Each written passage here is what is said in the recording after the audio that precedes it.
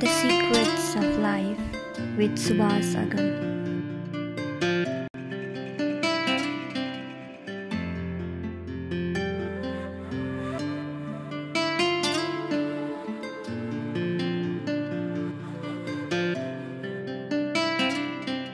नमस्कार समादरणीय दर्शकवृन्द, स्वधर्म टेलिभिजनको प्रस्तुति कार्यक्रम द सिक्रेट्स अफ लाइफ अर्थात् जीवनको रहस्य यो कार्यक्रममा हजुरहरूलाई स्वागत गर्न चाहन्छु।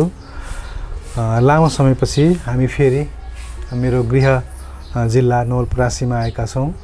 यहाँ आएको बेला यहाँ भएका विभिन्न साधु सन्त विद्वान विदुषीहरूसँग भेट गर्ने क्रममा आज हामी अघिल्लो पल्ट पनि भेट गरेका एकजना विद्वान गुरुवरसँग संवाद गर्न आएका छौँ। उहाँको नाम हो गुरुवर दधिराम शर्मा गुरु। उहाँसँग हामीले नेपाली बाबा लगायतका विभिन्न साधु सन्तहरूको बारेमा र बर्दोगोरिया धामको बारेमा पछिल्लोपल्ट संवाद गरेका थियौँ। आउनुहोस् आजको संवादमा केही नूतन विषयहरूमा संवाद गर्नेछौँ। कार्यक्रममा उहाँलाई स्वागत गरौँ। गुरुवर, कार्यक्रममा स्वागत छ हजुरलाई। धन्यवाद सुभाषजी। सन्चै हुनुहुन्छ गुरु? एकदम आराम छु। आराम हुनुहुन्छ? हजुर। अहिले यो बिचमा चाहिँ हजुरले विशेष अनुष्ठानहरू गर्दै हुनुहुन्छ भन्ने मैले सुनेको थिएँ। के गर्दै हुनुहुन्छ अहिले?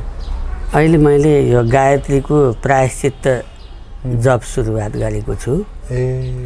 यो 3 लाख पुर्याइसकिएपछि त्यस पछाडि पुरस्चरणको तयारी हो। र जीवनमा आफ्नो लागि सधैँभरि अर्काको लागि गरियो। हजुर हजुर। अब आफ्नो लागि पनि केही सोच्नु पर्यो, केही गर्न पर्यो भन्ने चिन्तन गरेर म त्यो गायत्रीको साधनामा लागेको छु।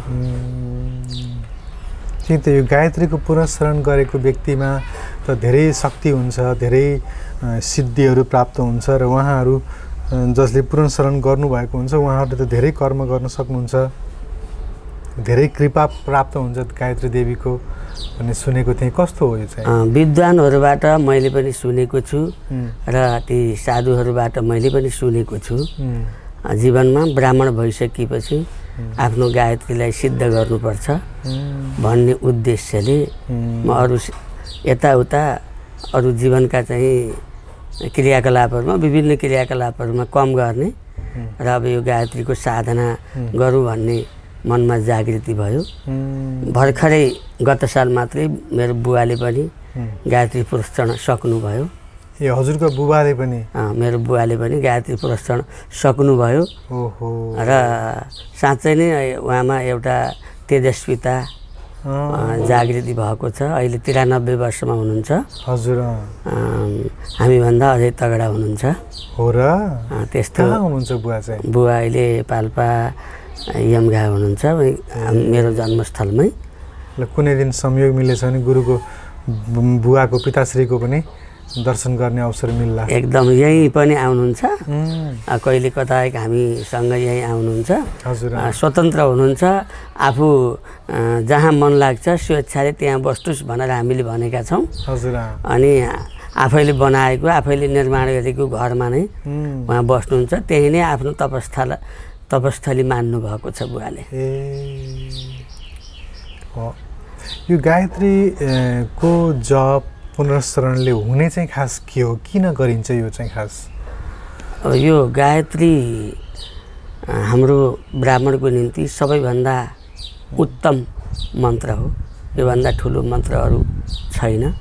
र यो साधना हामीले अत्यन्तै यो गहिरिएर यसको साधना गऱ्यौँ भने धेरै चिजको निम्ति वाणी शुद्धि, विचारको शुद्धि, शारीरिक मानसिक सम्पूर्ण हाम्रा रोग दोषहरूबाट मुक्त हुनको निम्ति यो गायत्री पुरस्चरण आवश्यक छ।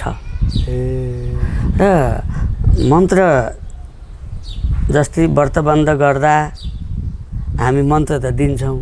हजुर। म मन्त्र दिने आधिकारिक व्यक्ति हो कि होइन भनेर मैले आफूलाई जान्न पर्यो नि।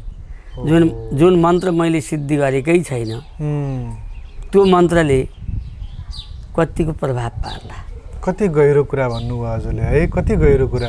मैले यो कुरा किन पनि यो सोधिरहेको भने यो हालाकि हजुरको वैयक्तिक साधनाको कुरा भए पनि यो हामी सबै नेपालीसँग जोडिएको कुरा पनि भयो र हामी हरेक नेपालीले जीवनको एउटा पलमा एउटा क्षणमा गएर चाहिँ यो जनेऊ त धारण गर्छौँ हैन, र जनेऊ धारण गरेर हामी सबैले चाहिँ यो जब गायत्री लिन्छौँ, गायत्री लिने भनेको चाहिँ त्यही जनेऊ धारण गर्ने क्रममा त्यही चाहिँ कार्यक्रममा लिने, त्यसपछि 2-4 दिनमा चाहिँ बच्चाले चाहिँ स्कुल जान थाल्छ, स्कुल जाँदाखेरि चाहिँ सर्टको तल तल आउन थाल्छ, साथीहरूले गिज्याउन थाल्छ, निकालेर फाल्छ। अनि जब चाहिँ फेरि अब कहिलेकाहीँ घरमा चाहिँ ठुलो कार्य गर्नुपर्ने हुन्छ, विवाह व्रतबन्ध आदि इत्यादि आउँदा जनै खै भनेपछि जनै खोज्ने चलन छ। त्यसरी बिचमा जुन त्यो गायत्रीलाई चाहिँ साधना गर्ने, गायत्रीलाई जप गर्ने, बिहान सूर्यलाई अर्घ चढाउने, यी यावत जुन हाम्रा जुन त्यो प्रक्रिया वैज्ञानिक प्रक्रियाहरू छन् यो चाहिँ सबै बिर्सिन्छ युवाले। एउटा सामान्य युवाले चाहिँ गायत्री लिने, जनेऊ लिने भन्ने कुरा चाहिँ त्यो एउटा चाहिँ हाम्रो सोह्र संस्कारभित्र पर्ने भएको हुनाले बाध्यतावश घरमा चाहिँ सोह्र संस्कार गराउनै पर्छ छोरोलाई भनेर गराइन्छ, तर त्यसपछि बिर्सिन्छ हामीले। त्यसले गर्दा हाम्रा आजका युवाहरूलाई चाहिँ गायत्री किन लिने हो त नि, किन जनेऊसँगै हामीले यो गायत्री मन्त्र लियौँ, यसको उपादेयता के हो भनेर हाम्रा युवाहरूलाई अलिकति चाहिँ वैज्ञानिक तरिकाले नै बताइदिनु पनि जरुरी छ। त्यसर्थ पनि हजुरले चाहिँ प्रश्न पारिदिनु पर्यो। अत्यन्तै सान्दर्भिक प्रश्न हजुरले उठाउनु भएको छ। यो हामी धेरै कुराबाट कमजोर बनिसकेका छौँ। हाम्रो शिक्षा पद्धतिले हामीलाई ध्वस्त बनाइसकेको छ। एकदमै हामीसँग प्राचीन सभ्यता, संस्कार, संस्कृति, धर्म, रीतिरिवाज केही पनि छैन। यदा कदा कतै मात्रै यो अवशेषहरू प्राप्त हुन्छन्, प्राप्त भएका छन्। जुन विद्वानहरूले जुन चिज प्राप्त गरे, हाम्रा मन्त्रद्रष्टा ऋषिहरूले जुन मन्त्रको आविष्कार गरे, सृजना गरे, उनीहरूको साधनाबाट जुन चिज प्राप्त भयो, यो चिजमा धेरै शक्ति र धेरै रहस्यहरू छन्। हामी त्यतातिर हाम्रो शिक्षा पद्धति नै यथार्थमा भन्नुपर्दा गलत छ। प्राचीन खै शिक्षा पद्धति, प्राचीन शिक्षा पद्धति नभइकन त केही पनि हुनेवाला छैन। अहिले पाश्चात्य विद्वानहरूले यसको गहिराइमा पुगेर अध्ययन गर्न थालेका छन्। मैले एउटा नाम लिन्छु, डाक्टर किङ्सले ब्रुक्स। उहाँ महर्षि वैदिक फाउन्डेसनको एसियाको डाइरेक्टर हो। महर्षि महेश योगीले बनाएर जानुभएको हो।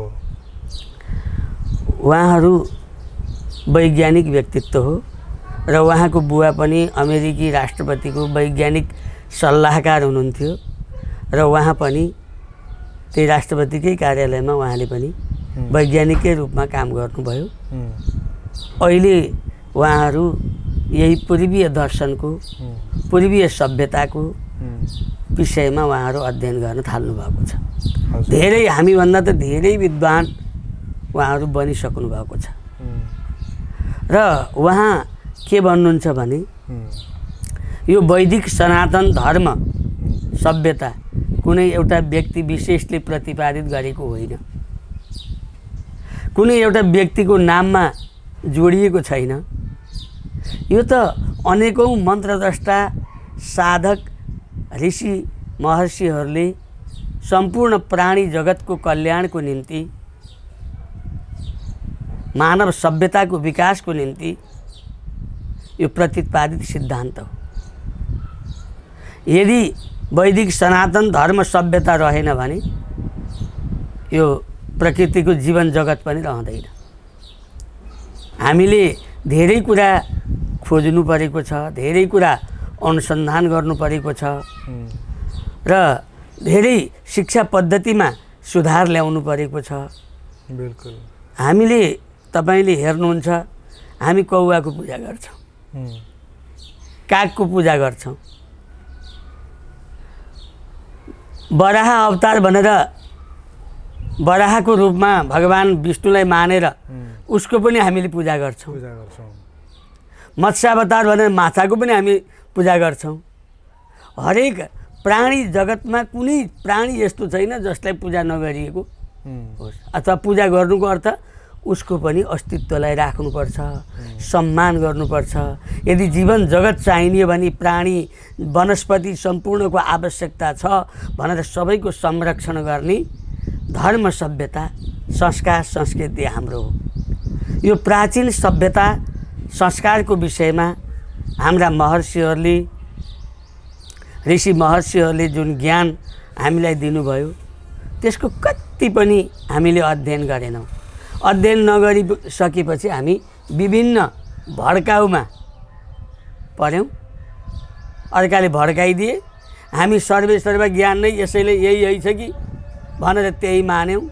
न हामी यताका भयौँ न हामी उताका भयौँ। अहिले हामी कतैका पनि छैनौँ। न पश्चिमा हुन सक्यौँ हामी, न पूर्वीय सभ्यताको अध्ययन नै गर्न सक्यौँ। त्यसैले त्यसको महत्त्व नबुझेपछि हजुरले जुन कुरा गर्नुभएको थियो, युवा जगतले गायत्रीको उपासना यो व्रतबन्ध किन गरिन्छ भन्ने विषयमा जुन कुरा उठाउनु भएको थियो, म त्यही सन्दर्भमा आउन खोजेँ। विचार शुद्धि नभइकन ज्ञान प्राप्त हुन सक्दैन। आहार शुद्धि नभइकन पनि ज्ञान प्राप्त हुन सक्दैन। हामी यो चिज खान हुन्छ, यो चिज खान हुँदैन, यो चिजले हाम्रो बौद्धिक क्षमतालाई कमजोर गर्छ, यो चिजले हाम्रो शारीरिक क्षमतामा गम्भीर असर पार्छ भन्ने कुरा हामीलाई केही पनि थाहा छैन, जसको कारणले हामी अनेकौँ रोगका शिकार बन्नु परेको छ। यदि हामी ती पूर्वीय सभ्यता, ती पूर्वीय दर्शन, पूर्वीय ग्रन्थहरूलाई हामीले अध्ययन गर्न सकेको भए, आयुर्वेदका विषयमा, हाम्रो अरू ज्ञानका विषयमा अथाह जुन ज्ञान छ, धेरै ज्ञान छ, त्यसको कति पनि अध्ययन गरेनौँ, गहिराइमा पुग्न सकेनौँ। अर्काले भनेको सुनेर आलोचना र टीका टिप्पणी गऱ्यौँ। एकजना मेरो विद्वान, मैले नाम नलिउँ, विद्वान मित्र हुनुहुन्थ्यो। उहाँले, विद्वान मित्रले हाम्रा पौराणिक ग्रन्थहरूको आलोचना गर्नुभयो, टीका टिप्पणी गर्नुभयो। हजुर, मैले भने हजुरले अध्ययन गर्नुभएको छ कि कसैको सुनेर? उहाँले भन्नु, मैले सुनेको कथा सुनेर हुँदैन, त्यसको गहिराइमा पुग्नुपर्छ। अब अहिले वर्तमान सन्दर्भको एउटा विषय मात्रै मैले यहाँसँग उठाउँछु, अन्यथा कसैलाई नलागोस्। हामी मार्क्सका कुरा गऱ्यौँ, हामी अरूका कुरा गऱ्यौँ, राजनीतिक विषयवस्तुका अन्यत्र कुरा गऱ्यौँ, तर हामीले न भागवत पढ्यौँ न वेद पढ्यौँ। यदि वेद पढेको भए कार्ल मार्क्स त अस्ति भर्खर जन्मिनु भएको त हो नि। यदि वेद पढेको भए, वेदको ज्ञान भइदिएको भए, भागवतको ज्ञान भइदिएको भए, यी कुरा त हाम्रा ग्रन्थमा पहिलेदेखि रहेछ नि त भनेर हामी बुझ्थ्यौँ। बिल्कुल, निस्सन्देह सही कुरा। भागवतले के भन्छ? यावत व्रियेत जठरम तावत सस्तम हिदेहिनाम अधिकम यो विमन्येत सस्तेनो दण्डमर्हति। आफ्नो पेटलाई जति चाहिन्छ त्यति मात्रै तिमी ग्रहण गर। त्योभन्दा बढी सङ्ग्रह गर्न कसैले खोज्यो भने त्यो चोर हो, त्यसलाई दण्ड देऊ भनेको छ। अब योभन्दा ठुलो समाजवाद अरू केही हुन सक्छ? त्यसलाई आफ्नो ग्रन्थलाई किन अध्ययन गरेनौ? अब अहिले भन्नुहुन्छ भने त्यो समाजवादको नामबाट आफू सम्पन्न बन्ने, आफूलाई सम्पत्ति पर्याप्त चाहिने, अर्काको सम्पत्तिप्रति अर्काको रिस डाह र ईर्ष्या गर्ने समाजको जन्म भयो। त्यो समाजले के वास्तविक समाजवादको स्थापना गर्न सक्छ? त्यसैले पूर्वीय दर्शनको, पूर्वीय शास्त्रहरूको अध्ययन गर्नु आवश्यकता छ। त्यो पूर्वीय शास्त्र अध्ययन गर्नको निम्ति संस्कारित नभइकन गर्न सकिँदैन। संस्कारित भइसकेपछि मात्रै ती अध्ययन गर्न गहिलिएर अध्ययन गर्न सकिन्छ। त्यसैले अब तिमी पढ्नको निम्ति तयार बन भनेर कर्म गराइएको र कर्म गराइसकेपछि यो कर्म गर्ने अधिकार सबैलाई छ। त्यो कति पनि पढ्दै नपढ्ने, अध्ययन नगर्ने अनि अर्कालाई दोष लगाउने र जातिवादका कुरा उठाउने हाम्रो समाज बन्यो। यो समाजले पनि सिक्नुपर्ने कुरा छ। मनुले के भन्नुहुन्छ भने जन्मना जायते शूद्र कर्मणा दिव्ज उच्यते वेद पाठी भवेद विप्र ब्रह्मं जानाति ब्राह्मण। अर्थात् यसको अर्थ हो जन्मने प्रक्रिया सबैको एउटै हो। जन्मिँदा सबै शूद्र भएर सबै शूद्र नै हो। जन्मने प्रक्रिया सबैको एउटै हो। कोही पनि त्यहाँ जन्मने अवस्थामा जातपातका कुरा हुँदैन। अनि त्यो कर्म गरिसकिएपछि यज्ञोपवीत संस्कार जुन कर्म हो, व्रतबन्ध भनेर हामीले जसलाई भन्छौँ, त्यो संस्कार गरिसकिएपछि मात्रै उसलाई द्विज भनिन्छ। अर्थात् उसको दोस्रो जन्म भयो। अब कर्मको निम्ति ऊ तयार भयो। वेद पढ्न सक्ने भइसकेपछि मात्रै उसको पदवी बढ्छ, एक स्टेप अगाडि बढ्छ, विप्र भनिन्छ। ब्रह्म जान्न सक्ने भइसकेपछि त्यो ब्राह्मण हुन्छ। त्यो हो ब्राह्मण, जसले ब्रह्म चिनेको छ, जसले ब्रह्मत्व ज्ञान प्राप्त गर्न सकेको छ, त्यसलाई ब्राह्मण भनिन्छ। जन्मदैमा ब्राह्मणको कोखबाट जन्मिँदैमा, ब्राह्मणको घरमा जन्मिँदैमा ऊ ब्राह्मण हुन सक्दैन। उसले कर्म गर्न सक्नु पर्यो, त्यो साधना गर्न सक्नु पर्यो। साधना गर्नको पहिलो खुड्किलो भनेको यज्ञोपवीत हो, जुन हजुरले जनेऊ भन्नुभयो। त्यो जनेऊ भन्ने हिन्दी शब्द हो, अर्थात् यज्ञोपवीत धारण गरिन्छ। त्यो कर्म पहिलो हो।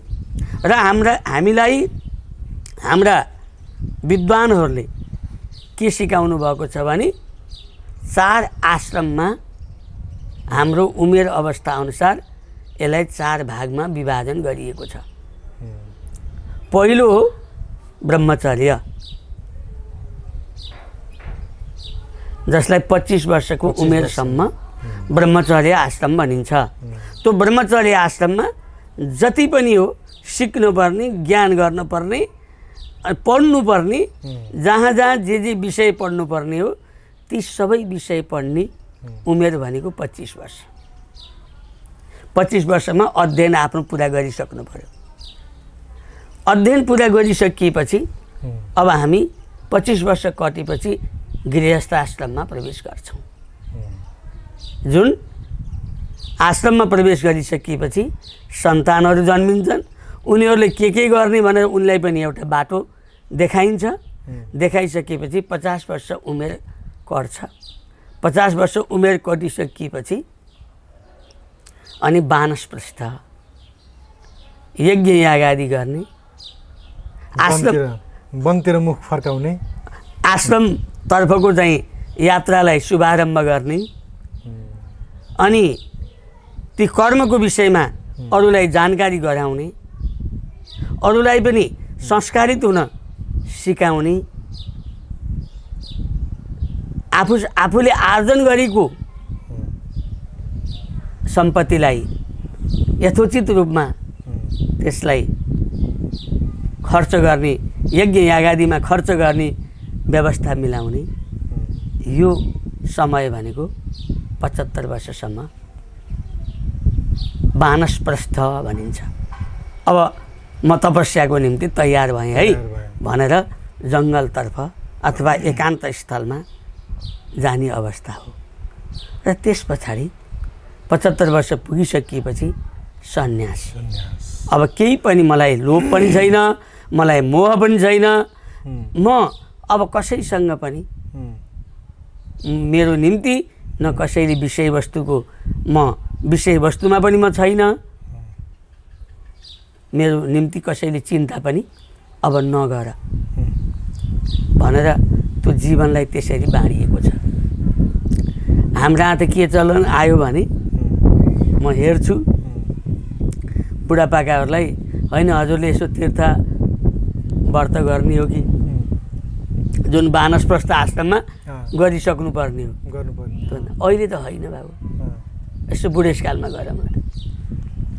अब त्यो बुढेसकाल कहिले आउने हो त्यो पत्ता लगाउन सकिएको छैन, जहाँ कि शास्त्रले सिधै 50 वर्ष भइसकिएपछि तिम्रो जे गर्नुपर्ने हो धर्म कर्मका चाहिँ जुन खुड्किलाहरू छन् यदि बाँकी छन् भने त्यो गर है भनेर सिकाइएको छ।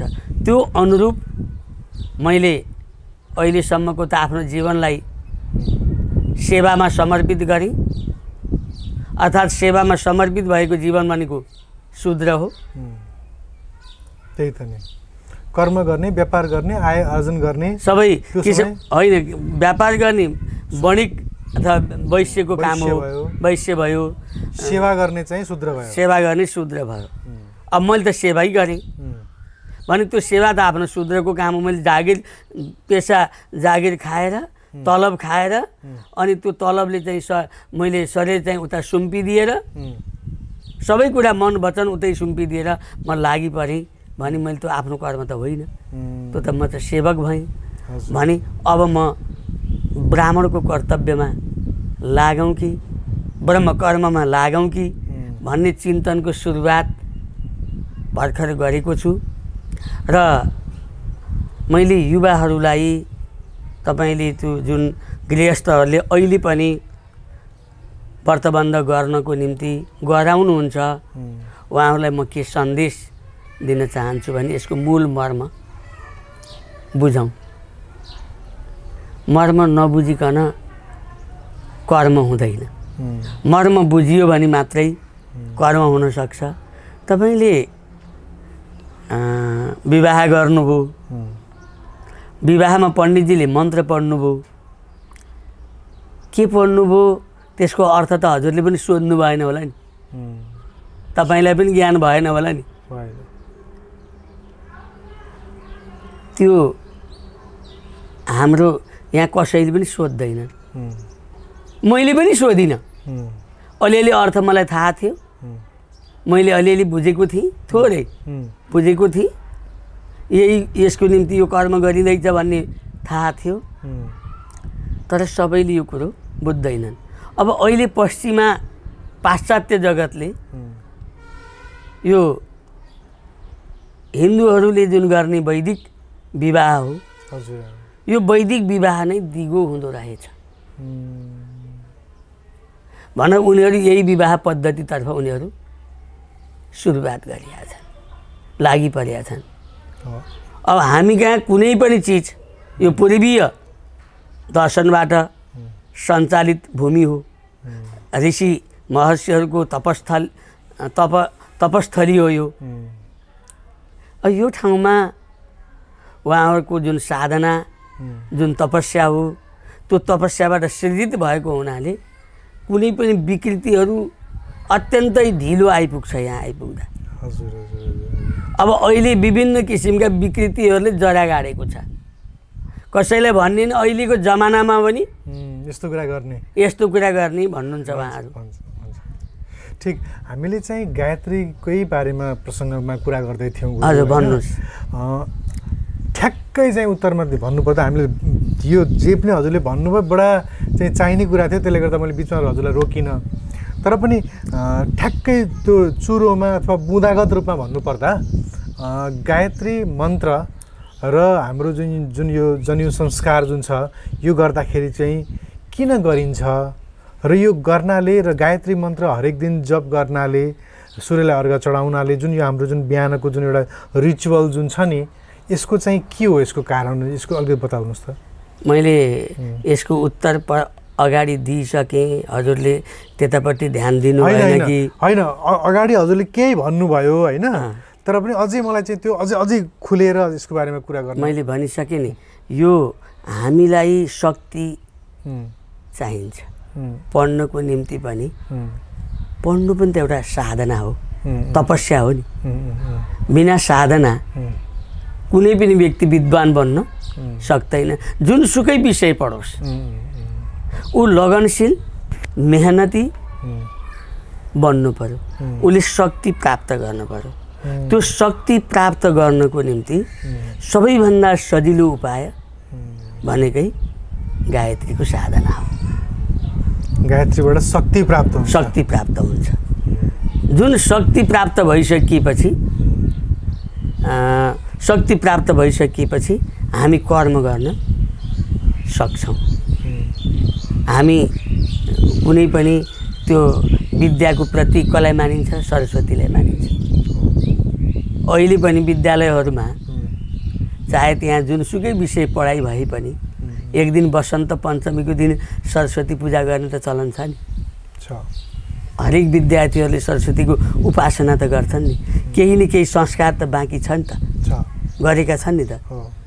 त्यस्तै त्यो सबै किसिमको शक्ति प्राप्त गर्नको निम्ति, नित्य उपासना गर्नको निम्ति हामी गायत्रीको साधना गर्न सक्छौँ, त्यो शरीरमा ऊर्जावान बनाउनको निम्ति। अनि हजुरले जुन यो पुरस्कार गर्दै हुनुहुन्छ नि, हजुरको यो 60-65 उमेर भन्दा नि त्यही वरिपरि हुनुहुन्छ होला हजुर होइन? त्यही उमेरको यो उमेरमा आएर बल्ल पुरस्कारणको कर्म गर्दै हुनुहुन्छ। यो पुरस्कारण चाहिँ के एउटा युवा समयमा गर्न मिल्छ कि मिल्दैन, सकिन्छ कि सकिन्न, के छ? एकदम सकिन्छ। सकिन्छ नि होइन? युवा समयमा पनि गर्न सकिन्छ। अब यसलाई लगभग तपाईँको 2 वर्ष 2.5 वर्ष लाग्छ सक्नलाई। 2 वर्ष कम्तीमा 2 वर्ष त लाग्छ। एकदम सकिन्छ।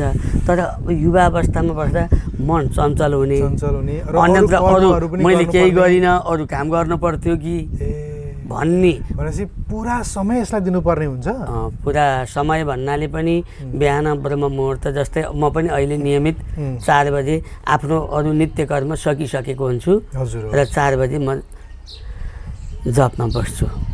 अब म 11 बजेसम्म हजुर जपमा हुनुहुन्छ। 11 बजेसम्म म अहिले लागेको छु। यो प्रायश्चित्त जप हो। अब यो प्रायश्चित्त भएको कारणले यो 3 लाख जपिसकेपछि मात्रै म आधिकारिक रूपमा पुरस्कारणको लागि तयार हुन्छु। अहिलेसम्मको प्रायश्चित भनेको यो जीवनभरि गरेका आफ्ना चाहिँ जानेर नजानेर गरेका गल्तीहरूप्रतिको प्रायश्चित हो। हजुर, एकदम। मैले जीवनमा धेरै गल्ती गरेँ, धेरै कमी कमजोरी मसँग भयो होलान्, नजानेर भयो होलान्। ती सबैको निम्ति मैले शरीरलाई शुद्धिकरण गर्दैछु, आत्माको शुद्धिकरण गर्दैछु, मेरो मन वचन र कर्मलाई पनि शुद्धिकरण गर्नको निम्ति यो सुरुवात मैले गरेको छु। अब ममा कैयौँ समय म रिसाएँ होला नि त। रिसाउनु पनि त पाप हो नि त,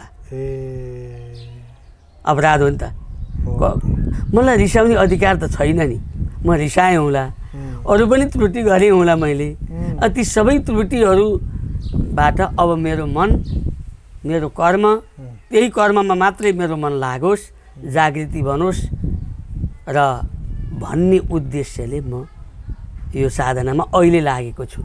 युवा जगतमै लागेको भए पनि मेरो फेरि कर्तव्य पुरा हुँदैन थियो कि। ढिला त अलि ढिला भयो। म 50 वर्षकै उमेरदेखि यो मैले गर्नुपर्ने थियो।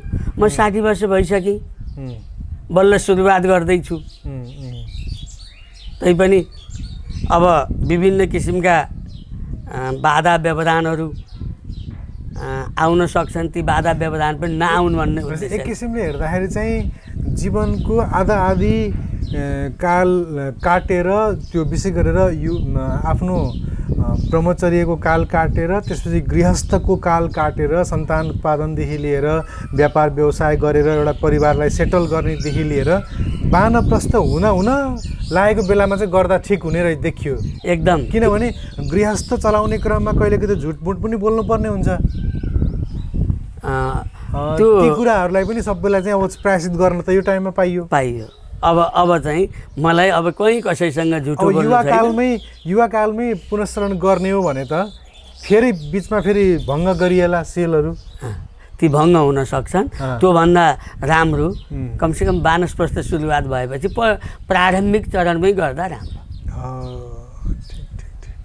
अनि यो यति संवाद भइसक्दाखेरि चाहिँ यदि कोही दर्शकलाई ल मलाई पनि मेरो पनि उमेर भयो, ल म पनि अब पुनस्चरण गर्छु नि त भनेर कसैलाई जिज्ञासा भयो भने उहाँहरूले यो गर्नको लागि चाहिँ विधि चाहिँ जान्न कसलाई गएर सोध्ने हो? विभिन्न व्यक्तित्व विद्वानहरू हुनुहुन्छ। हजुर। अब यो विद्वानहरूलाई र यो घरमा जुन यो दैनिक पूजा कर्महरू गराउने पण्डितजीहरू हुनुहुन्छ नि उहाँहरूलाई पनि यस बारेमा जानकारी त नहोला उहाँहरू, किनभने यो त सधैँ हुने कुरा होइन। अब म उहाँहरूलाई जानकारी छैन पनि कसरी भनौँ, तर छ भनेर भन्न पनि म कोहीसँग होला कोहीसँग नहोला। त्यसैले गर्दा उहाँहरूको टिका टिप्पणी गर्न भन्दा पनि कोहीले पुनस्चरण गरेको कुरा थाहा पाइयो भने चाहिँ त्यहाँ गएर सोध्न बेस भयो। एकदम त्यहाँ गएर सोद्धा राम्रो भयो। र बाई चान्सले हाम्रो कार्यक्रम हेरेर कसैले चाहिँ गुरुलाई नै सम्पर्क गर्न चाहनुहुन्छ भने पनि सोध्न पाइयो। सोध्न त पाइयो, तर म अहिले चाहिँ अलिकति अब व्यस्त छु। व्यस्त भएको हुनाले मैले धेरै समय मैले दिन नसक्ने भएको हुनाले आउने व्यक्तिलाई फलानुसँग गएर सोध्नुहोस् भनेर मैले बाटो देखाइदिन सकिन्छ। बस बस बस ती गरेका व्यक्तित्वहरूलाई मैले भन्न बाटो देखाउन सक्छु। म आफै ती सबैको उत्तर दिइरहन। अब मलाई यो बताइदिनुहोस् न, हजुर त अहिले त प्रायश्चितकै क्रममा हुनुहुन्छ हजुर होइन? भनेपछि पुनस्चरणको कार्यक्रम त सुरु भएकै छैन होइन? हजुरका पिताश्रीले त पुनस्चरण गरिसक्नुभयो, हजुरले अघि पनि थोरै के भन्नुभयो भने उहाँमा तेज ओज चाहिँ देखियो भन्ने कुरा चाहिँ गर्नुभयो। हजुरभन्दा नि अलिकति शक्तिशाली देखिनुहुन्छ भन्ने कुरा नि गर्नुभयो। हजुर। तथापि भित्रबाट आध्यात्मिक रूपमा चाहिँ जस्तो हामी के भन्छौँ भने जस्तो भगवान नाम जपबाट भगवानको दर्शन पाइने अथवा भगवानको कृपा प्राप्त गरिने होइन, त्यो खालका कुराहरू गरे जस्तै यसबाट पनि त्यो भगवानको कृपा प्राप्त भएर भगवानको दर्शन हुने र चाहिँ त्यस्तो खालको कुनै केही हुने हो कि? त्यो म एउटा यहाँलाई के निवेदन गर्न चाहन्छु भने कुनै पनि चिज आत्मानुभूति हो। जुन आफ्नो आत्माले अनुभूति गर्छ त्यो बाहिर व्यक्त गर्न मिल्दैन, सकिँदैन। जुन म भित्र केही छ भने त्यो मैले देखेको हुन्न, मलाई थाहा पनि हुन्न। अब यो गायत्री पुनस्चरण गर्ने गायत्रीका चाहिँ साधक गौतम ऋषि को कथा देवी भागवतमा आउँछ।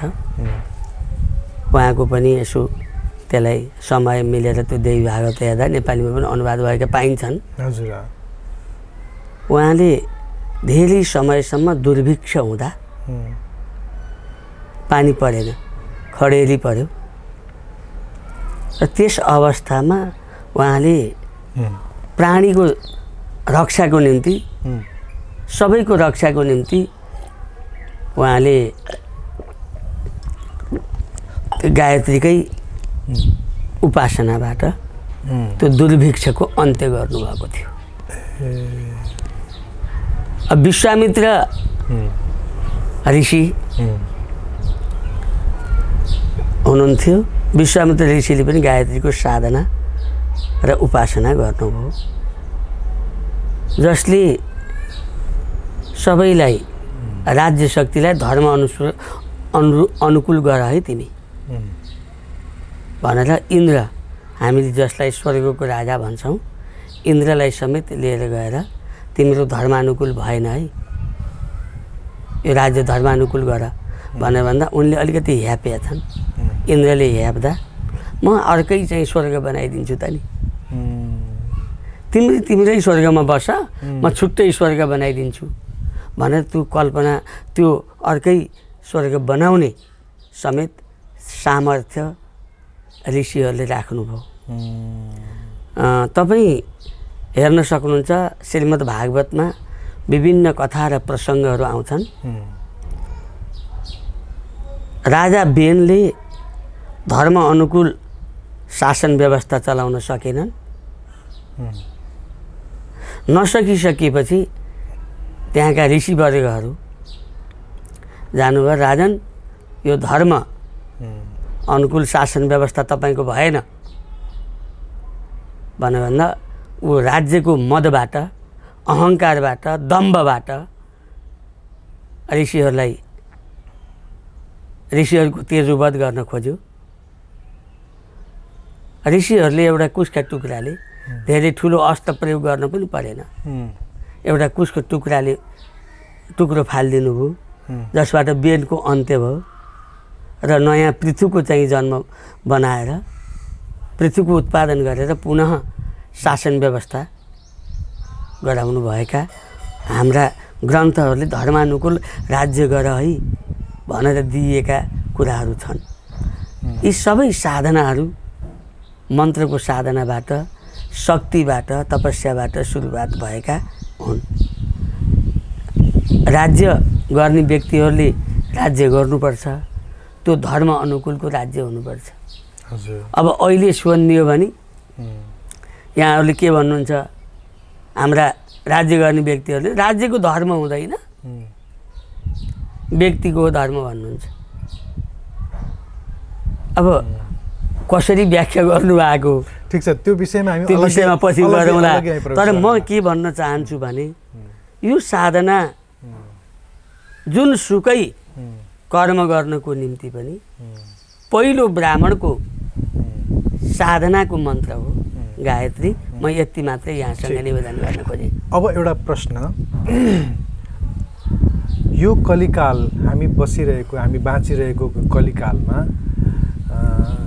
विभिन्न साधना पद्धतिहरू, विभिन्न साधनाका बाटाहरू छन्, तर यो कलिकालमा कमजोर भाग्य भएको, कम आयु भएको र साधना सिद्ध गर्ने चाहिँ सामर्थ्य र बल नभएको शरीर भएको यो मानवले कुन चाहिँ साधना गरेर चाहिँ परमात्माको प्राप्ति, परमात्माको चाहिँ त्यो भक्ति प्राप्त हुन्छ भनेर चाहिँ खोज्दै जाने क्रममा धेरै सन्तहरूसँग संवाद गर्ने क्रममा धेरैभन्दा धेरै सन्तहरूले भगवान नाम संकीर्तन, भगवान नाम जपद्वारा नै यो कलिकालबाट अगाडि बढ्न सकिन्छ र यो कलिकालको कमजोर मानवले चाहिँ भाग्य कम भएको, आयु कम भएको, बल कम भएको व्यक्तिले चाहिँ गर्न सक्ने भनेको भक्ति नै हो, समर्पण नै हो। सामर्थ्य उसमा चाहिँ पुरुषार्थ गर्ने चाहिँ शक्ति छैन र उसले चाहिँ गर्ने भनेको भक्ति नै हो भनेर धेरै गुरुहरूले भन्नुहुन्छ। यो भगवान नाम एकातिर छँदैछ, हामी चाहिँ भगवान नाममा हरे कृष्ण महामन्त्र या भगवान रामको राम नाम मन्त्र यी आदि मन्त्रहरू छन्। एकातिर यी मन्त्रहरूको भगवान नाम संकीर्तन भनेर भनिन्छ, एकातिर गायत्री मन्त्र छ। यो दुईटाको बिचमा सामञ्जस्य चाहिँ कस्तो हो? यो अत्यन्तै महत्त्वपूर्ण कुरा यहाँले उठाउनु भयो र एउटा कुरामा मेरो सहमति छैन। यो क्षणिक भाग्यहीन समय, अत्यन्तै कम समय भनेर यहाँले जुन भन्नुभयो यसमा मेरो अलिकति सहमति छैन है। किनभने कर्म गर्नको निम्ति कुनै पनि समय कम होइन, तर गर्दै नगरेपछि 1000 वर्ष आयु लिएपछि के अर्थ छ र? तपाईँले शङ्कराचार्यजीको प्रसङ्ग अघिल्लो पटक मैले थोरै कोट्याएको थिएँ, उहाँलाई हेर्नुभयो भने 30 वर्षको उमेरमा सारा चिज गरेर 32 उपनिषदहरूको चाहिँ कर्मदेखि लिएर धेरै काम गरे, सबै गर्नुभयो। अब उहाँले 5 वर्षको उमेरमै सबै शिक्षा प्राप्त गरिसक्नु भएको थियो। हाम्रो 25, उहाँको 5 सबै प्राप्त गरिसक्नु भएको थियो। उहाँले गर्न खोज्ने व्यक्तिलाई कति पनि समय चाहिँ यो छोटो हुँदै होइन र विद्वानहरूले केही नगर्नुभन्दा थोरै भए पनि गरोस्, भक्ति भावको निम्ति नाम संकीर्तन भए पनि गरोस् भनेर विद्वानहरूले जुन साधु सन्तहरूले ल्याइदिनु भयो त्यो अत्यन्तै उत्तम उपाय हो र उत्तम विधि हो। र उत्तम विधिभित्र पनि एउटा के बुझ्न जरुरी छ, के बुझ्न आवश्यक छ भने जप्ने के हो। जप्ने भनेको त तादात्म्यकरण गर्ने हो नि। ऊ जस्तै म पनि बन्न सकूँ। रामको नाम जप्नुको अर्थ रामले गरिएका कर्म गर्ने क्षमता मसँग पनि छ, म पनि राम जस्तै बन्न सकूँ, उनलाई प्राप्त भएको कृपा मलाई पनि प्राप्त होस् भनेर हो नि जप्ने त। अब राम जप्ने, भगवान रामको नाम जप्ने, तर निरन्तर रामको आलोचना र टीका टिप्पणी मात्रै गर्ने, अथवा टीका टिप्पणी गर्न पनि परेन, आचरण कति पनि नदेखाउने। राममा भएको भ्रातृस्नेह हुनु पर्यो, बाबुआमाको आज्ञा पालक बन्न सक्नु पर्यो, लोक दायित्व पनि हेर्नु पर्यो, अन्याय र व्यथितिलाई सहेर बस्नु भएन, अन्याय र व्यथितिलाई समाप्त गर्न सक्नु पर्यो। ती सम्पूर्ण शक्ति, ती सम्पूर्ण सामर्थ्य ममा प्राप्त होस् भनेर भगवान रामको, भगवान भन्ने हो, रामको नाम स्मरण गर्ने हो, जप्ने हो। मनमा कति पनि मुखले राम राम भनिराख्ने, मन त्यहाँ लगाउन नसक्ने र कर्म विमुख बन्ने हो भने त जपेर अर्थ त रहेन। तैपनि निरन्तर जपिराख्दा कहीँ न कतै, कुनै न कुनै बेला, कुनै न कुनै समयमा ज्ञान प्राप्त पक्कै पनि हुन्छ भन्ने कुरालाई उदाहरणको निम्ति सप्त ऋषिहरूले डाकुलाई, वाल्मीकि नाम गरेको डाकु, यो वाल्मीकि जुन ऋषि भए रत्नाकर नाम गरेको डाकु थियो, लुट्ने अपहरण गर्ने काम थियो। ऋषिहरूले उसलाई यसलाई भए पनि ज्ञान प्राप्त होस् भनेर उल्टो भए पनि जपोस् भनेर मरा सिकाउनु भयो र त्यही राम राम भयो र पछि गएर महर्षि बने, वाल्मीकि बने भनेर आएको छ। जस्तो सुकै पातकी पनि, जस्तो सुकै कुकर्म गरेको व्यक्ति भए पनि गर्न, आफ्नो कर्म गर्न सक्यो भने हुन्छ। कर्म गर्ने अधिकार सबैलाई छ, त्यसैले भगवान नाम संकीर्तन गर है भनेर ऋषिहरूले दिएको कुरा आफ्नो ठाउँमा एकदम ठिक छ।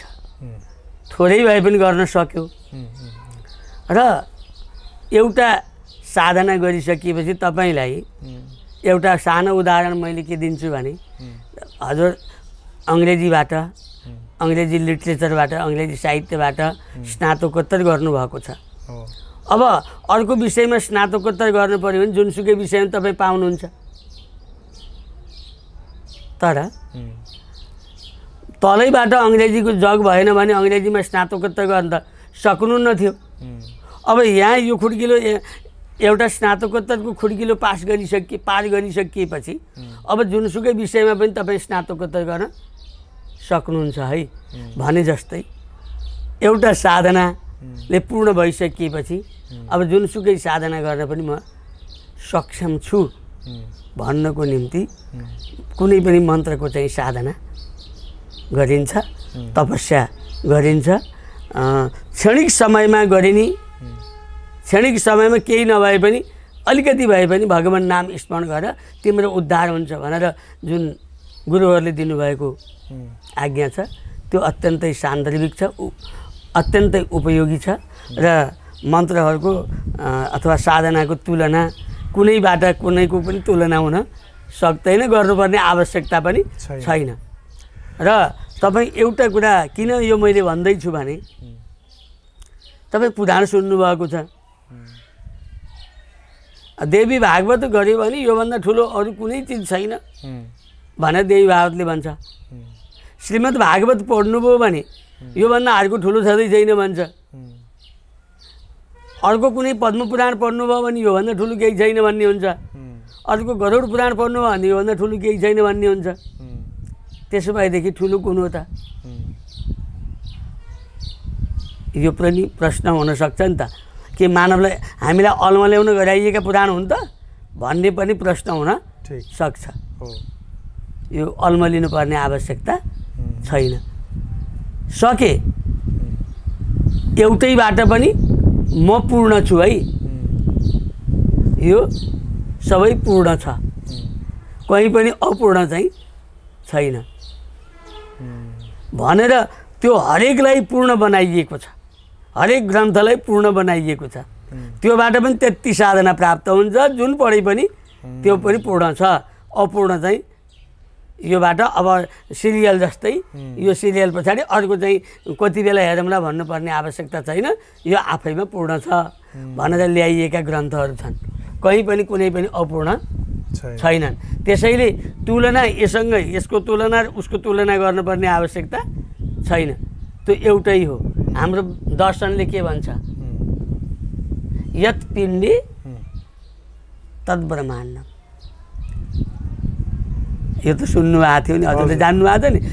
किन भन्दा ब्रह्माण्डको व्याख्या गर्नुहोस् न भनेर भन्यो भने अनन्त कोटि ब्रह्माण्ड छन्,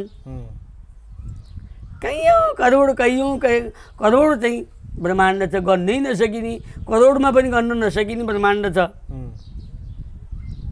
होइन, ब्रह्माण्ड त एउटै छ भनेर कसैले भन्छ भने यत पिण्डे तद् ब्रह्माण्ड। तपाईँको शरीर पनि एउटा ब्रह्माण्ड हो, एउटा भुसुनाको शरीर पनि एउटा ब्रह्माण्ड हो। त्यसमा पनि सबै चिज पूर्ण छ, तपाईँमा पनि सबै चिज पूर्ण छ। त्यसैले शास्त्र पनि सबैमा पूर्ण छ। यो आधारले तुलना नगरौँ, तुलना नगरौँ। त्यो अतुलनीय छन्, सबै अतुलनीय छन्। आफ्नो शक्तिमा, आफ्नो क्षमतामा फरक के हो त भने अघि धेरै हजारौँ वर्षसम्म तपस्या गरेर पनि तपस्या गरेर प्राप्त हुने जुन शक्ति थियो त्यो अहिले भगवान नाम संकीर्तन गर न, त्यसैले पनि तिमीलाई त्यो प्राप्त हुन्छ है भनेर सजिलो छोटो बाटो लगाइदिनु भएको छ। आयुको कुरा गर्नुहुन्छ भनेदेखि तपाईँ हामी अचम्म पर्छौँ त्यो लोमस ऋषिको कथा सुन्दा। लोमस ऋषिको आयु कति छ भनेर भन्दा यो पत्ता लगाउनु कसरी पनि हामीले सक्दैनौँ। किनभने उहाँको पुरै शरीरको रौँ जुन दिन सकिन्छ त्यस दिन उहाँको आयु समाप्त हुन्छ। त्यो शरीरमा थोरै तातो परेछ, यति रौँ झरेका रहेछन्। त्यो रौँ कहिले झर्छ त उहाँको एउटा रौँ झर्नको निम्ति भन्दा सत्य त्रेता द्वापर कली एउटा चतुष्घडी हो, जुन एकपटक बित्दा ब्रह्माजीको एक दिन हुन्छ। ब्रह्माजीको त्यो 100 वर्ष आयु पुग्दा एउटा प्रलय हुन्छ। त्यति बेला उहाँको एउटा लोमस ऋषिको रौँ झर्छ। अब यो शरीरका सबै रौँ झर्छ कहिले हो, त्यति आयु छ। तैपनि उहाँले यो त छोटो आयु भन्नुहुन्छ। त्यसले त जीवन चाहिँ आयु छोटो होइन, गर्ने नगर्नेसँग भर पर्छ। म एकपटक एउटा रमाइलो प्रसङ्ग गरौँ। यात्रा गर्दै थिएँ, बसेका थिएँ चौपारीमा। अनि म पोखरा कति बेला पुग्छु होला भनेर सोधेँ मैले। तपाईँ आज पुग्नुहुन्न भनिदिएँ।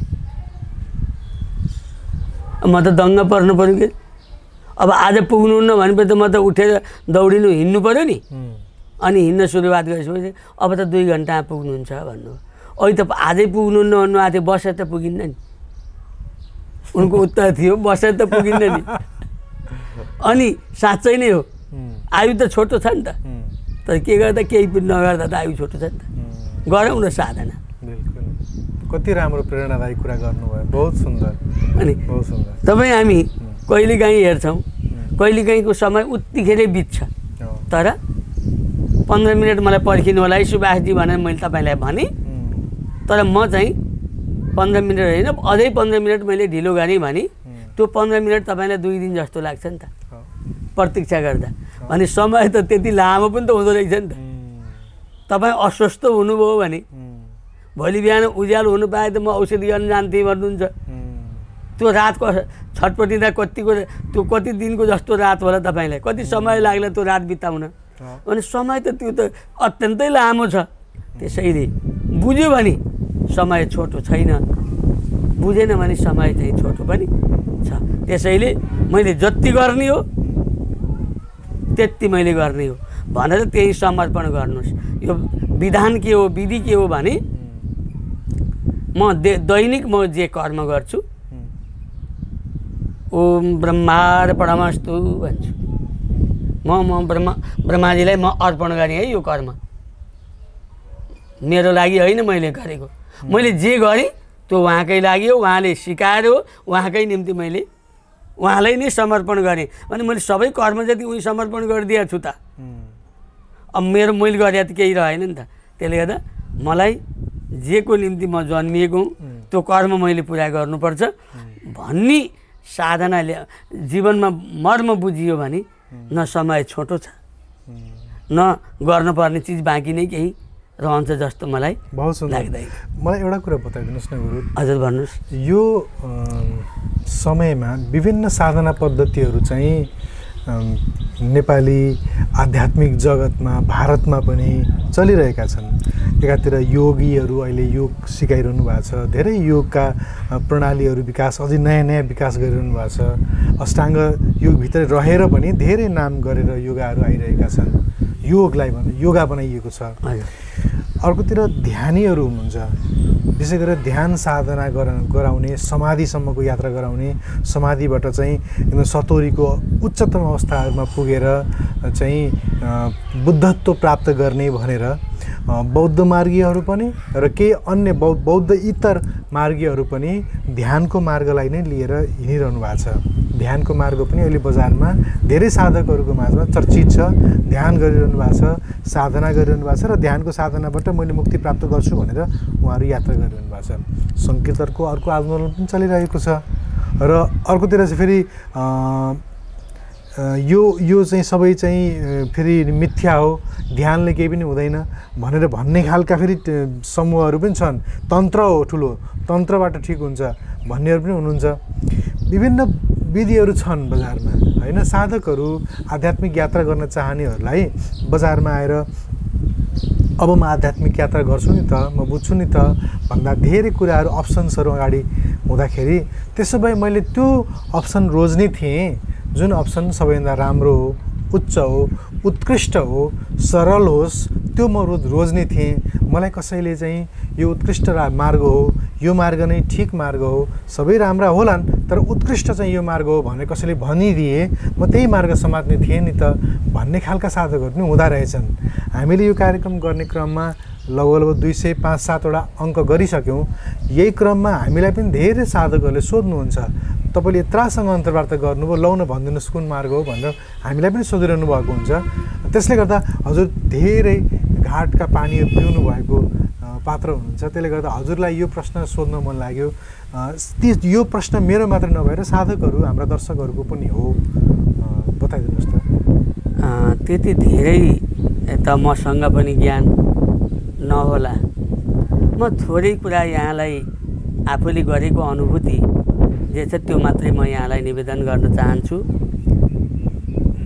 यो जो जहाँबाट जे गर्नुभएको छ त्यो आफैमा मैले अर्काले गरेको भन्दा अर्काले राम्रो गर्यो, मैले गर्न सकिनँ कि भन्ने हीनताबोध उहाँहरूलाई भएको होला। यो हीनताबोध कति पनि नगर्नको निम्ति मैले पहिले उहाँहरूलाई अनुरोध गर्न चाहन्छु। कतिपय कुरा तपाईँ हामीले नचाहेर पनि, हामीले नचाहँदै पनि म त्यो बाटोमा हिँड्नु परेको हुन्छ। मेरो चाहना छैन तर म त्यो बाटोमा हिँडेको हुन्छु। यसलाई के भन्ने? यो प्रारब्ध हो। प्रारब्ध मलाई प्रारब्धले जहाँ डोर्याएको छ, जहाँ पुर्याउन खोजेको छ त्यहाँ नपुगिकन म हुँदैन, त्यहाँ म पुग्नु नै पर्छ। र साधनाको कुरा गर्दा दैवी साधना अथवा यो आध्यात्मिक साधना कुनै अत्यन्तै ढिलो प्राप्त हुन्छ, कठिन तपस्याबाट प्राप्त हुन्छ, कुनै अत्यन्तै छिटो प्राप्त हुन्छ। छिटो प्राप्त हुने तान्त्रिक साधना हो। अब कलि युगमा विशेषतः तन्त्रको चाहिँ मन्त्रको भन्दा तन्त्रको साधना बढी छिटो फलदायी हुन्छ। अब मान्छेले चाहिँ छिटो खोजेको छ। अब छिटो खोजेपछि त छिटो चाहिँ प्राप्त हुने साधना त के भने अहिले भर्खरै हुने भनेको त तान्त्रिक साधना हो। अब तपाईँ तर त्यो पूर्ण सत्य त होइन नि त, एकैछिनलाई प्राप्त होला। यदि जादुगरले तपाईँले त्यहाँ जति पनि पैसा थुपार्न सक्छ, उसलाई चाहिएको यथेष्ट धन चाहिँ जब उसले त्यही एउटै जादुमा चाहिँ देखाएको छ भने त्यो सबै उसको हुन्थ्यो भने किन अन्त जादु देखाउनु हिँड्नु पर्यो त नि? त्यो सत्य होइन, जे एकछिन भ्रम मात्रै हो। भ्रम के, सत्य के हो त भन्दा आध्यात्मिक साधना। त्यो आध्यात्मिक साधना भनेको तपस्या। त्यो तपस्या गर्नको निम्ति जो कोहीले त सक्दैन, उत्तिखेर यो जीवन पनि के हो र भनेर हिँडिदिन्छ, छोड्छ बिचैमा। र कसैले साँच्चै नै अब यहाँ त बन्न खोजेर पनि नास्तिक बन्न सक्दैन नि मान्छे त। यहाँ बन्न खोजेर पनि कोही नास्तिकै छैन। मैले त कसैले नास्तिकै देख्दिनँ, सबै आस्तिक छन्। कहीँ न कहीँबाट सबै आध्यात्मिक छन्। तर मन चाहिँ जुन चित्त छ, त्यो चित्त शान्ति गर्नको निम्ति, मनलाई शान्ति बनाउनको निम्ति यो अरूबाट सिकेर प्राप्त हुने होइन, आफै खोज्नु पर्यो। जस्तै केही त गुरुहरूले दिनुहुन्छ, गुरु कृपा प्राप्त हुनु आवश्यकता छ। गुरु कृपा भन्दा पनि भक्तिको चाहिँ कुरा आवश्यकता छ। मैले भक्तिको कुरा सुन्दा एकजना विद्वानको एउटा उदाहरण पढेको थिएँ। एकजना पण्डित कहाँ काम गर्न बसेको कामदार रहेछ। उसले पण्डितजीले चाहिँ सधैँ पूजा गर्नुहुन्छ, घन्टौँसम्म उहाँले साधना गर्नुहुन्छ। अनि घन्टौँसम्म साधना गर्दा गरेको उसले देखिराखेको छ। उसलाई पनि मन जागृति भयो, मैले पनि यो साधना गर्छु अब भनेर उनै पण्डितजीबाट, उनै गुरुबाट सोध्यो, मलाई पनि दिनुस् न मन्त्र सिकाइदिनुस् न, हजुरले मन्त्र सिकाइदिनुस्, मैले पनि यो साधना गर्छु, यो पूजा गर्ने के कसरी हो र तपाईँले पूजा गरेको देउता मलाई पनि दिनुस्। उसले शालिग्राम चाहिँ पूजा गर्दा रहेछन् पण्डितजीले, जुन शालिग्राम शिला प्राप्त हुन्छ त्यही पूजा गर्दा रहेछन्। अनि उसले पनि त्यो शिला माग्यो। त्यो शिला त्यही आफूले पूजा गर्न थाल्यो, शिला त दिन भएन। एउटा कुनै ढुङ्गो ल्याएर लैजा पूजा गर, के भनेर पूजा गर्नुपर्छ, तैँले नुहाइधुवाइ गरेर आइज, नुहाइधुवाइ गरेर आइसकेपछि अनि यो शिलालाई पनि लिएर आएर एक अम्फेरा जलले नुहाइदिएपछि फुल टिपेर लिएर आइज, अनि फुल चढाइदिए। के भनेर चढाउँ, बरु फुल चढाउँदा अब यसलाई के मन्त्र दिनु, यसले अब साधना गर्ने होइन, केही होइन भनेर उहाँले चाहिँ आइज बोकी खाइज पाती, उहाँले त्यही मन्त्र दिनुभएछ। आइज बोकी खाइज पाती भन्ने मन्त्र दिनुभएछ। यही भनेर चढाइदिनु, बोके आएर पाती खान्छ, अनि त्यो पूजा हुन्छ भनिदिनु हो। उसले त्यसलाई श्रद्धाले गुरु मान्यो उहाँलाई, अनि गयो नुहाइदै गऱ्यो, शिलालाई पनि नुहाइदियो। आइज बोके खाइज पाती भनेर चढायो। बोकेले आएर पाती खाँदैन, ए पण्डितजीले चढाएको पाती खाने, मैले चढाएको पाती नखाने, जहिलेसम्म नखाने तहिलेसम्म म उठ्दिनँ भनेर ऊ बस्यो। बसेपछि 1 दिन बित्यो, 2 दिन बित्यो, 3 दिन बित्यो। अब एउटा भक्तको चाहिँ अनावश्यक रूपमा अब यह लीला समाप्त हुने भयो भनेर भगवान्लाई करुणा जाग्यो र आएर उसले जे रूपमा साधना तपस्या गरेको थियो नि, बोकेको रूपमा गरेको थियो, ट्याप्प चाहिँ आएर बोकेले पाती खाइदिएको बेलामा उसले पनि देखेर च्याप्प समात्यो। दिव्य दर्शन दिनुभयो भगवान्ले आत्माबाट, आत्मामा चाहिँ दिव्य दर्शन दिनुभयो र एकैछिन झर्लक्क दर्शन दिनुभयो। दर्शन दिइसकेपछि के माग्छौ तिमीले माग भन्दा मलाई केही पनि चाहिँदैन, अब हजुरको दर्शन प्राप्त भएपछि मलाई पुग्यो, मलाई केही चाहिँदैन, अब मैले त सबै चिज प्राप्त गरेँ, तर अब मैले पाती चढाउँदा धेरै बेर लगाउनु भएन, आज मैले चढाउनु बित्तिकै खाइदिनु पऱ्यो भनेर उसले भन्यो। अनि 7औं दिनबाट बल्ल काममा आयो, जहाँ काम गरेको थियो त्यहीँ आयो। आइसकेपछि उसले आइज बोकी खाइज पाती भन्छ, बिहान चढाउँछ अनि बोकेले पाती खान्छ, ऊ नियमित काममा आयो। उसलाई त सबै अन्तर्हृदयको ज्ञान प्राप्त भइसकेको छ। अब उसले गुरुको पनि त उद्धार गर्नु छ नि त। अनि उसले देख्यो गुरु हजुरको पाती बोकेले खाँदैन। एक दिन सोध्यो उसले, हजुरको यो पाती बोकेले खाँदैन? मेरा त मैले त चढाउने बित्तिकै बोकेले पाती खान्छ त गुरु। अनि गुरु अल्पत्र पर्नुभयो, अल्पत्र परिसक्यो, के हो यो? अनि मैले यत्रो वर्षौँ साधना गरेँ, मैले केही प्राप्त गर्न सकिनँ, उसले त मलाई त अनौठो कुरा सुनायो भनेर दर्शन गर्न ल हिँड त भनेर उनले साधना गरेको ठाउँमा जानुभयो। गइसकेपछि उसले आयो, त्यही शिलालाई चाहिँ नुहाइदियो। नुहाइदिइसकेपछि पाती चढायो, आइज बोके खाइज पाती भन्यो। उसले त्यही मन्त्रबाट चाहिँ चढायो, बोकेले आएर पाती खायो। तर गुरुले त्यो बोके पनि देख्नु भएन, पाती हराएको चाहिँ देख्नुभयो। पाती चाहिँ छैन त्यहाँ। खै त पाती भनेर भन्दा पाती त बोकेले खाएको देख्नु भएन गुरु? न मैले त देखेँ। अनि उसले आफ्नो जीवनको घटना भन्यो। भनिसकेपछि मैले यहीँनिर त्रुटि गरेछु, मैले देखावटी भक्ति गरेछु, उसले वास्तविक साधना गरेछ।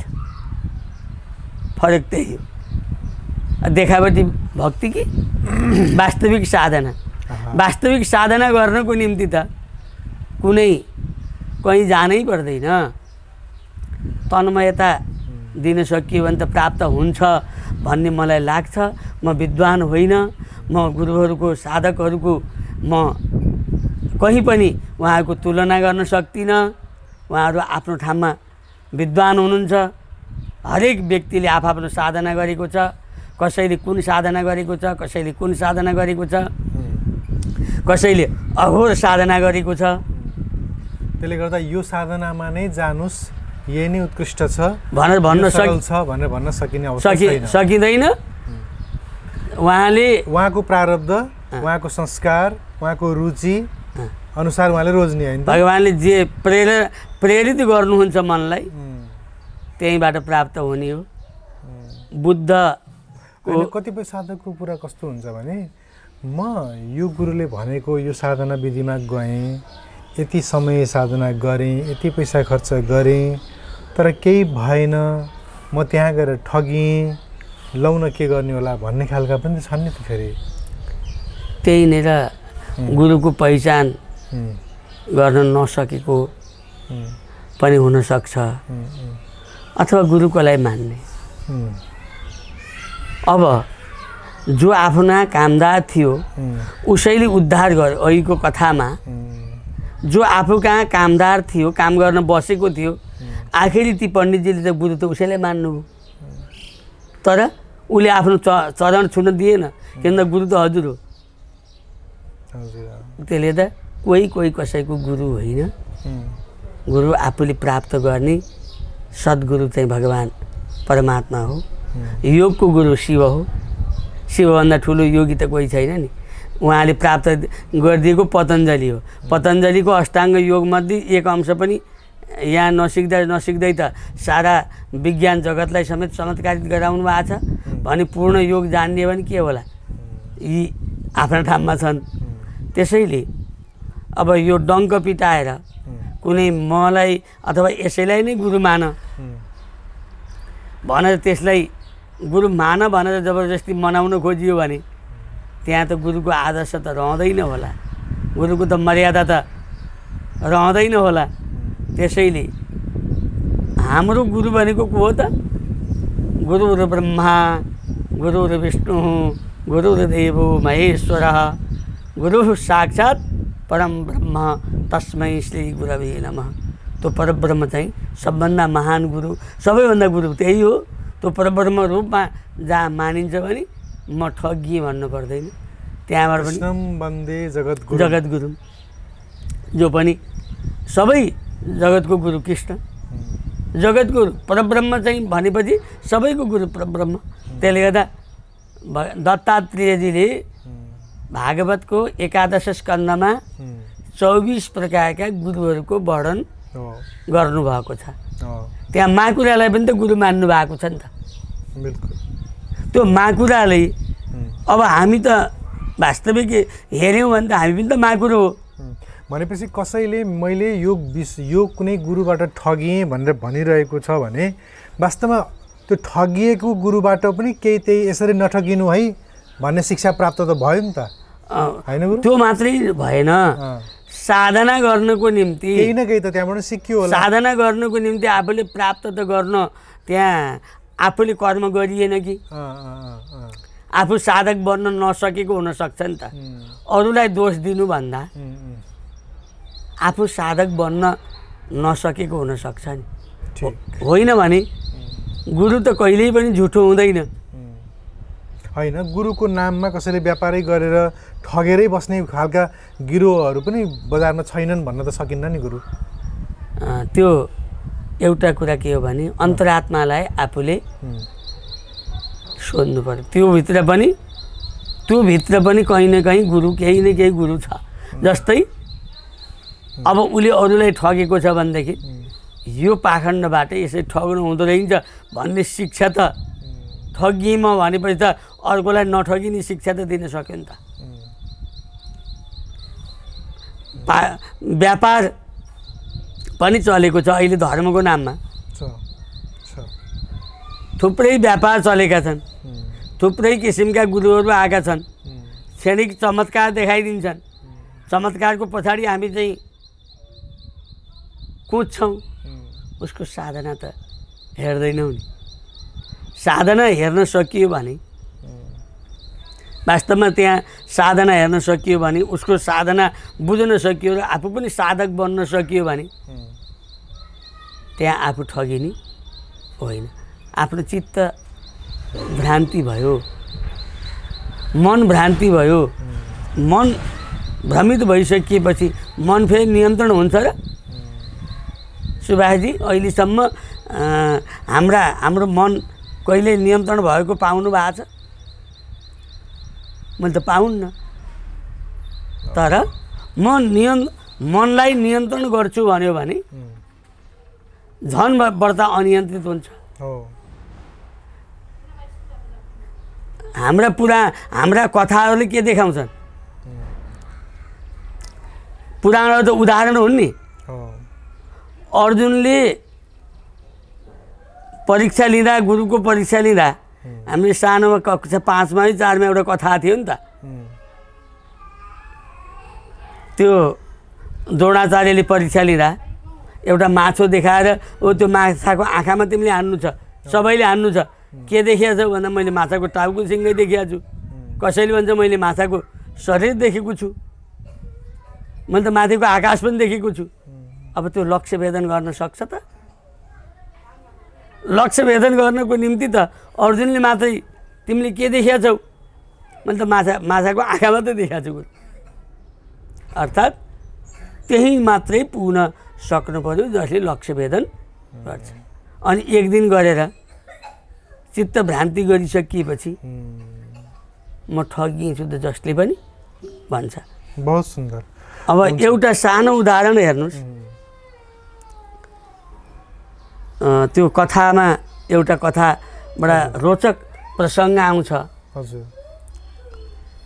भगवान शिवले पार्वतीले भन्नुभएछ शिवजीलाई, ए प्रभु कैलाश शून्य छ, यति धेरै शिवरात्रिको विषयमा मान्छे भिड लागेको छ, तपाईँ त्यहाँ गएर ती भक्तहरूलाई यहाँ ल्याए त कैलाशमा बस्दा हुन् नि। पार्वती त्यहाँ त भक्त नै छैनन्, ती त रमाइलो हेर्न गएका हुन् भन्नुभएछ शिवले। ल यिन परीक्षा लिन जा भनेर परीक्षा लिन जाँदा पार्वती अत्यन्तै दिव्य सुन्दरी बनेर बसिन्। भगवान शिव चाहिँ कुष्ठरोगी बनेर बस्नुभयो। अनि लौ न कोही धर्मतामी छ भने उसले छोइदियो भने मेरो पतिको रोग सन्चो हुन्थ्यो, कसैले छोइदिनुहोस् न भनेर पार्वतीले यही अनुरोध गर्दै बसेकी थिइन्। सबै आछन्, पार्वतीलाई दिव्य सुन्दरी छन्, उनलाई हेर्छन्, हेर यस्तो कति अभागिनी रहेछ आइमाई, यस्तो श्रीमान यस्तो कुरूप छ, यस्तासित के बसेकी हो नि भन्छ। कसैको मनमा के उत्पत्ति हुन्छ, कसैको मनमा के उत्पत्ति हुन्छ, अरू राम्रा विचार उत्पत्ति भएनन्, कोही पनि छुन तयार भएन। पाप नभएको व्यक्तिले छोइदिनुहोस् है भनेकी छन्। एकजना किसानले के सुनेको रहेछ भने शिवरात्रिको दिन गङ्गा स्नान गरेर शिवजीलाई बेलपत्र चढायो भने ऊ सबै पापबाट मुक्त हुन्छ भन्ने मात्रै उसले सुनेको रहेछ। हेर जीवनमा कति पाप गरियो होला, आज त शिवरात्रि परेछ म पनि जान्छु र गङ्गा स्नान गरेर शिवजीलाई बेलपत्र चढाउँछु भनेर ऊ गयो।